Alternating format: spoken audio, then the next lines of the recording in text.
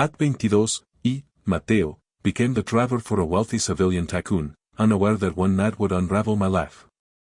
Being the grand doors of a lavish estate, desire, secrets, and betrayal collided, shattering everything. Under the scorching Andalusian sun, I sought stability but stumbled into a forbidden love with Diego, a man who awakened me and plunged me into a storm of public scorn. Can I forgive and find peace? A los 22 años, yo, Mateo, me convertí en el chofer de un magnate sevillano, sin imaginar que una noche cambiaría mi vida para siempre. Bajo el sol abrasador de Andalucía, busqué estabilidad, pero encontré un amor prohibido con Diego, un hombre que me despertó y me arrastró a un torbellino de escándalo. ¿Podré perdonar y hallar la paz? El sol de Sevilla ardía en lo alto, cegándome mientras estaba frente a las imponentes puertas de hierro de la finca. Yo, Mateo, un joven de 22 años del barrio obrero de Triana, sentía los nervios apretándome el pecho como una garra invisible. Mis zapatillas gastadas estaban cubiertas de polvo, y mis manos sudorosas se aferraban a la correa raída de mi mochila. Era mi gran oportunidad, mi posibilidad de escapar de la incertidumbre que había marcado mi vida. Durante años me había mantenido a flote con trabajos precarios, repartiendo comida en un scooter bajo la lluvia, reparando bicicletas en talleres sucios, cualquier cosa que me diera lo justo para pagar una habitación compartida en un piso abarrotado. Pero nada era estable, nada me ofrecía un futuro claro. Cuando supe que Diego Morales, uno de los empresarios más ricos de Sevilla, buscaba un chofer personal, envié mi solicitud casi sin esperanza, convencido de que alguien como yo no pasaría ni la primera criba. Y, sin embargo, ahí estaba. Las puertas se abrieron con un zumbido eléctrico, revelando un camino flanqueado por naranjos que perfumaban el aire con un dulzor cítrico. El sendero, largo y perfectamente pavimentado, conducía a una finca que parecía sacada de un sueño, un palacio moderno de paredes blancas que relucían bajo el sol, ventanales altos que reflejaban el cielo azul y un aire de poder que se sentía en la piel. Conduje la vieja scooter prestada que había usado para llegar, con el corazón latiendo tan fuerte que parecía querer escapar. .com/WP Content /uploads /2023/10 Sevilla. JPG Alt igual a Seville Mansion /. Al entrar, el frescor del interior me envolvió como una bendición tras el calor sofocante. El suelo de mármol brillaba bajo mis pies, y una lámpara de araña colgaba del techo como un firmamento de cristales. El aroma a naranjos y madera pulida llenaba el aire, pesado y sofisticado. El señor Morales lo recibirá ahora, dijo un hombre alto de traje impecable, guiándome hacia el corazón de la finca. No sabía qué esperar de Diego, pero nada me preparó para su presencia. Estaba de pie en el salón, una figura imponente con una camisa blanca que dejaba entrever la fuerza de sus hombros. A sus 40 años, tenía una mandíbula definida y unos ojos color avellana que parecían atravesarme. ¿Nombre?, preguntó, su voz grave y resonante, haciendo que el silencio pesara más. Mateo, respondí, tragando saliva para ocultar el temblor en mi garganta. Me indicó que me sentara con un gesto firme, pero no hostil. ¿Has conducido antes?, preguntó. Asentí, aunque era una verdad a medias, había manejado lo suficiente para sobrevivir, pero no para alguien como él. Diego me estudió con una mirada lenta que me hizo sentir expuesto. Necesito lealtad, dijo, su tono bajo y firme. Alguien que sepa guardar silencio. Asentí rápidamente. ¿Puedo hacer eso? Sus labios se curvaron en una media sonrisa, mezcla de aprobación y advertencia. Ya veremos, respondió. Y con esas palabras, mi vida cambió. Los días como chofer de Diego Morales se convirtieron en una rutina que, poco a poco, dejó de sentirse como un simple trabajo. Conducía su impecable Mercedes negro por las calles bulliciosas de Sevilla, deteniéndome frente a edificios de oficinas con fachadas de cristal o tabernas elegantes donde Diego se reunía con hombres de traje y mujeres de sonrisas calculadas. Yo esperaba fuera, a veces durante horas, con el motor apagado y el calor del mediodía colándose por las ventanillas. Pero Diego no era el jefe distante que había imaginado. Había en él una calma que desarmaba, una forma de moverse por el mundo como si todo le perteneciera sin necesidad de alardear. Después de una larga espera bajo el sol sevillano, me pasaba una botella de limonada fría con un simple toma, Mateo, o me decía con voz tranquila, vete a casa, hoy terminaré tarde.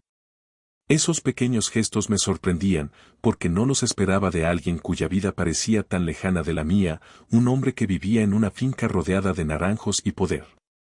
Sin embargo, había algo más en Diego, una sombra que no podía descifrar. A veces, lo veía mirar por la ventanilla del coche, perdido en pensamientos que no compartía, con una arruga sutil en la frente. Esa sombra me intrigaba, como si me llamara sin palabras. Intentaba mantener la distancia, ser solo el chofer, pero cada día sentía que esa barrera se debilitaba. Una noche, todo cambió. El cielo sevillano estaba teñido de un violeta profundo cuando Diego salió de una reunión en un edificio del centro. Sus pasos eran más lentos, y una tensión nueva marcaba su rostro. Lo observé por el retrovisor mientras se acomodaba en el asiento trasero. A casa, dijo, su voz más baja, casi áspera. El trayecto fue silencioso, sin las habituales llamadas que solía hacer. Al llegar a la finca, no se bajó de inmediato. Se quedó mirando las luces de la fachada, como si no la reconociera. Sube conmigo, Mateo, dijo de pronto. Dudé. Eso no era parte del trabajo. Nunca lo había sido. Pero algo en su tono, una mezcla de cansancio y urgencia, me hizo obedecer. Aparqué el coche y lo seguí, sintiendo el frescor del interior envolverme al cruzar el umbral. Subimos al patio de la azotea, un espacio abierto con vistas al horizonte de Sevilla, donde las luces de la Giralda y la Torre del Oro parpadeaban como estrellas. Una brisa suave movía las hojas de los naranjos en macetas, y el aroma cítrico llenaba el aire. Diego se sentó en una silla de mimbre y señaló otra frente a él. Siéntate, dijo, mientras sacaba una botella de manzanilla y 2 copas de cristal. Sirvió el líquido dorado con un movimiento preciso, y el aroma fresco del vino se mezcló con el calor de la noche. Bebe conmigo, insistió. Tomé la copa, inseguro, sosteniéndola como si fuera un ancla. Diego me miró por encima del borde de su copa, sus ojos avellana brillando bajo la luz tenue. ¿Qué haces cuando no estás aquí?, preguntó, y su voz tenía un matiz nuevo, más personal. No mucho, respondí, encogiéndome de hombros. Trabajo, duermo, intento no pensar demasiado.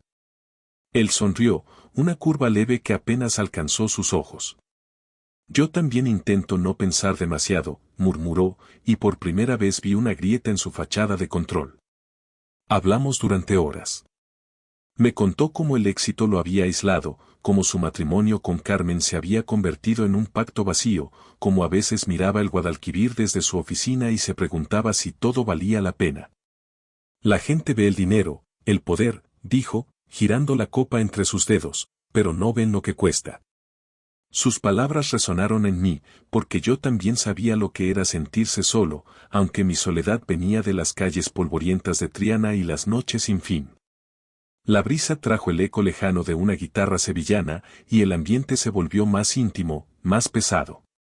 Diego se inclinó hacia adelante, apoyando los codos en la mesa. ¿Alguna vez has sentido que no encajas, Mateo? La pregunta me tomó desprevenido. Abrí la boca, pero no supe qué decir.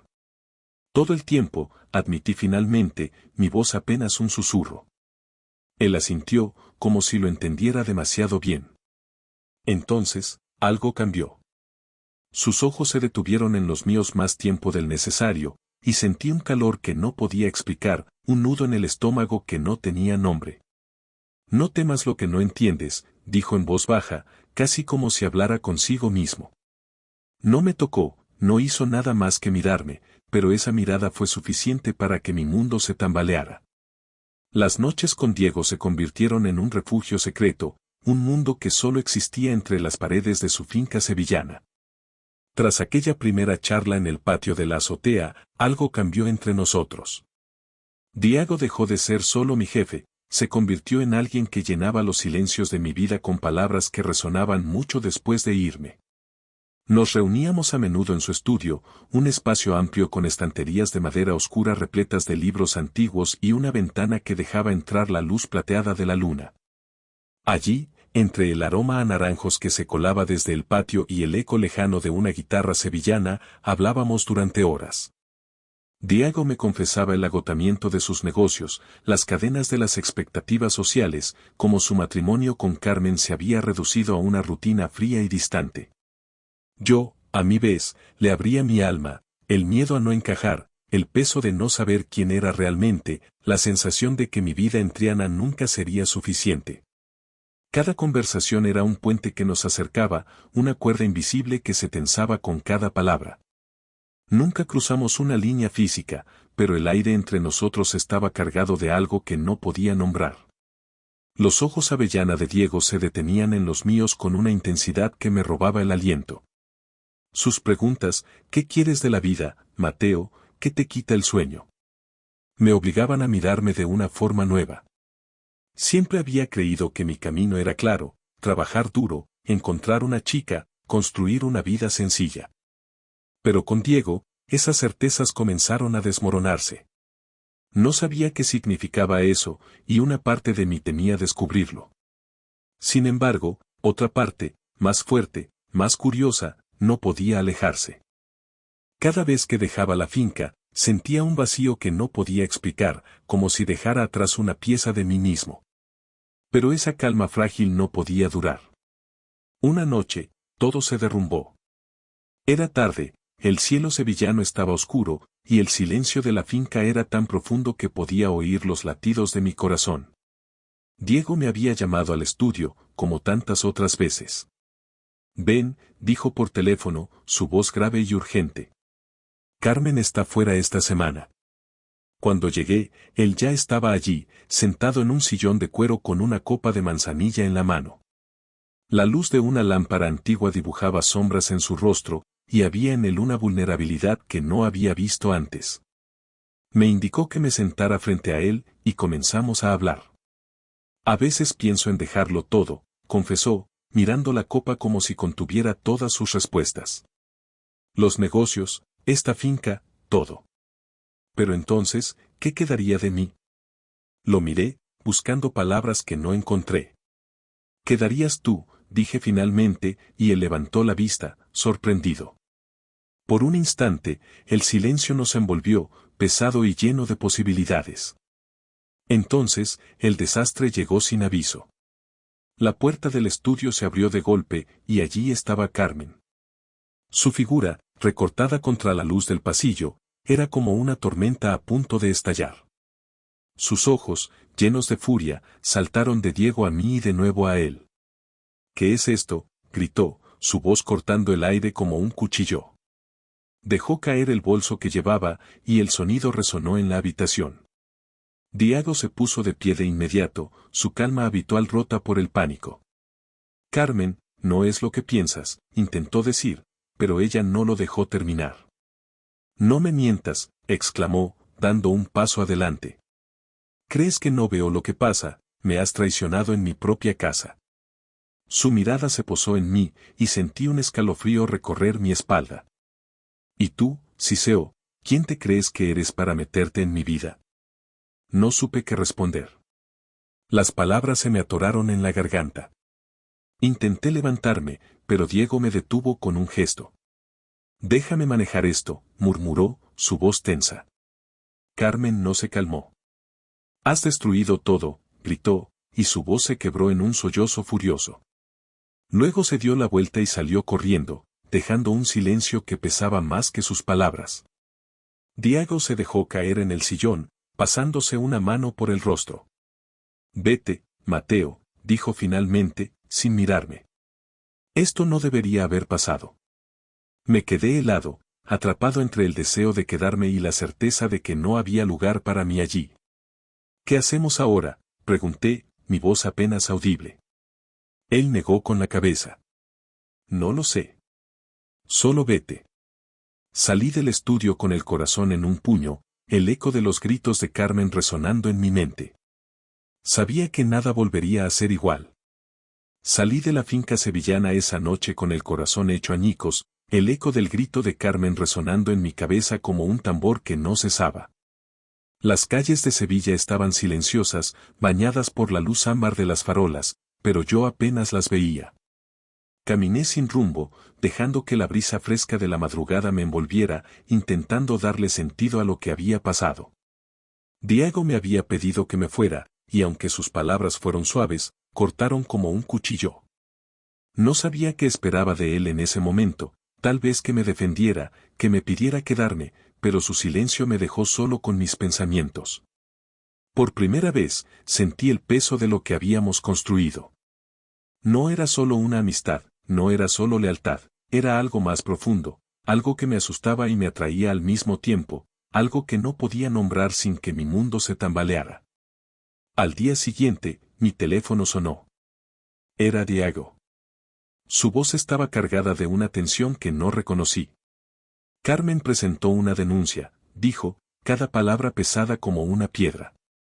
Tuve que pagar para que todo se quedara en silencio.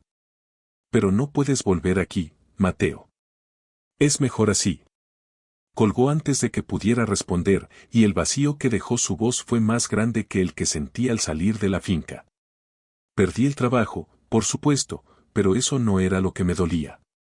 Era él, la forma en que se desvaneció de mi vida como si nunca hubiera estado allí.